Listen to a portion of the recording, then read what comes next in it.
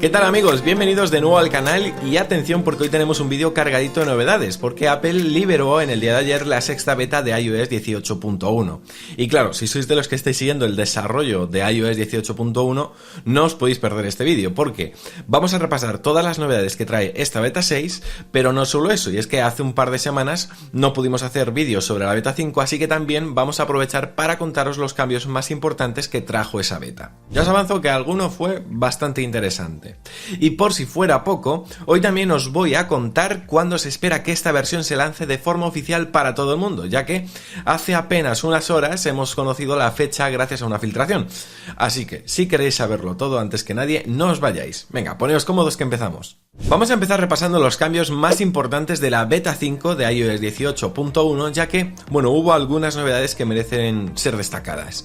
En primer lugar, Apple incorporó dos nuevos controles independientes en el centro de control, uno para el Wi-Fi y otro para la VPN. Y a ver, esto es una gran mejora porque nos permite personalizar nuestro centro de control de una forma mucho más limpia y práctica. Es decir, que si queremos podemos quedarnos solo con los botones que realmente nos interesan, como serían los de datos móviles y Wi-Fi, sin necesidad de tener que usar el clásico grupo de controles que abarca todas las conexiones y que, a ver, ocupa más espacio y puede resultar un poco más engorroso visualmente. Además que tener estos botones de manera independiente hace que activar o desactivar estas funciones sea mucho más rápido. Otra novedad que encontramos es en los ajustes del iPhone, dentro de las opciones del centro de control, y es que ahora tenemos una nueva opción para restablecer la apariencia del centro de control al diseño por defecto por si en algún momento nos arrepentimos de tanta personalización y queremos volver al aspecto original que viene al instalar iOS 18 por primera vez. En cuanto a los iPhone 16, Apple ha añadido un pequeño pero útil cambio en las opciones del botón de control de cámara. Si vamos al menú de las lentes, veremos que ahora a la izquierda del todo tenemos la opción para cambiar a la cámara frontal. Es curioso que Apple no incluyese esto desde el principio, la verdad. Además de estos cambios, hubo algunos otros pequeños ajustes en la beta 5, pero bueno, no creo que merezca la pena pararnos en ellos.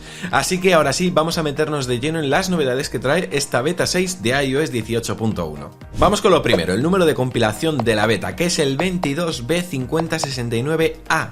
Esa letra A al final ya nos deja ver que el lanzamiento oficial está muy cerca.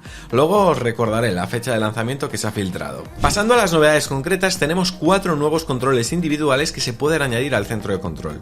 2 de ellos están relacionados con la conectividad, que son AirDrop y Satélite, que ahora se pueden agregar de manera independiente desde esta sección.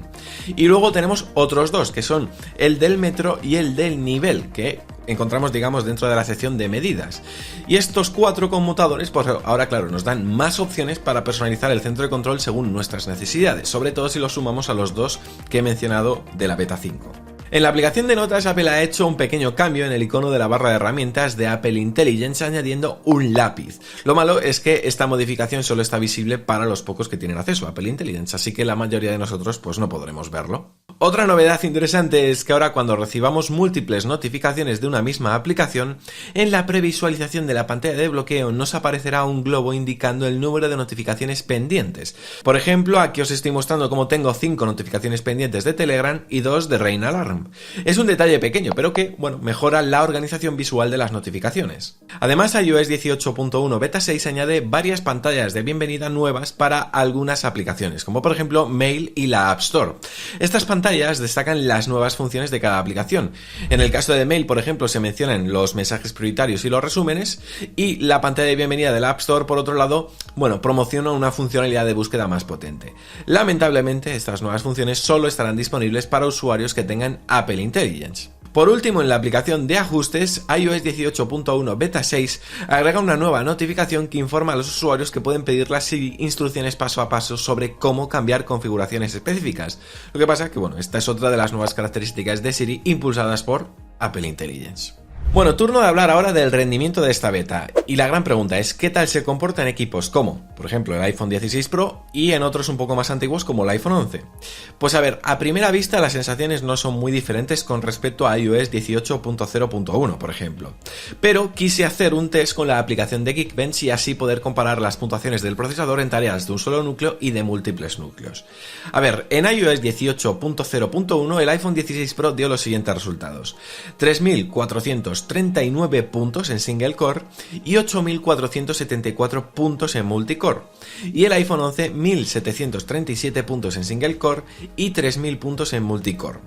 Bueno, ahora, una vez instalé la beta 6 de iOS 18.1, las puntuaciones fueron las siguientes: 3.412 en single core y 8.451 puntos en multicore en el iPhone 16 Pro y 1.672 puntos en single core y 3.236 puntos en multicore en el iPhone 11. Si ponemos las puntuaciones de iOS 18.01 y de iOS 18.1 beta 6 en una tabla, podemos apreciar que para el iPhone 16 Pro en single core hay una ligera disminución de 3.439 a 3.412 puntos, es decir, una diferencia de 27 puntos, y en multicore también hay una pequeña reducción de 8.474 a 8.451 puntos, es decir, una diferencia de 23 puntos. Y ahora, para el iPhone 11 vemos que en single core hay una disminución de 1.737 a 1.672, es decir, una diferencia de 65 puntos, y en multicore hay un aumento de 236 puntos, pasando de 3.000 a 3.236. En general, como veis, las diferencias son pequeñas, especialmente para el iPhone 16 Pro. El iPhone 11 sí que muestra una mejora notable en el rendimiento multicore, lo que podría indicar que sí que ha habido una optimización para dispositivos más antiguos en esta beta 6.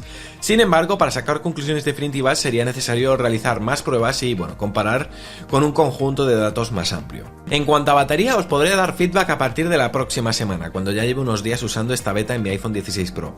Hasta el momento, este ha sido mi consumo desde que lo tengo con iOS 18 de forma oficial, es decir, sin beta, es decir, un consumo que ronda entre el 50-60% de batería por día, con unas 6-7 horas de actividad. Así que, bueno, la verdad que estoy bastante contento. ¿Podré decir lo mismo en unos días con esta beta instalada? Pues bueno, quién sabe, aquí os lo contaré. Y bueno, amigos, con esto terminamos este repaso a las novedades de la beta 6 de iOS 18.1 y también al pequeño resumen de las más importantes de la beta 5.